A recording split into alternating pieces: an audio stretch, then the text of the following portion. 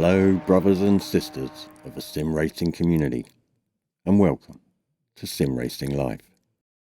First of all, let's just take a look at vanilla Assetto Corsa. Now I backed this game right from the very beginning, and boy has it evolved from those early days.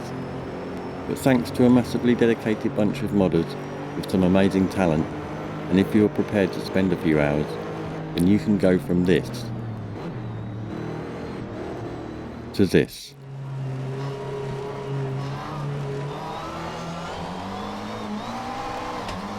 So now I've got your attention, I'll go through the 10 mods I use, but let's do it whilst I do a lap of the Nord's life.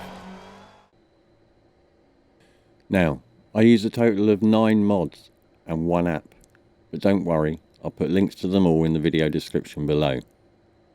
We'll also go through this list quite quickly, so that you can sit back and watch the results and listen to the results of the 10 mods to change Assetto Corsa. So, first off, let's talk about the only app on my list.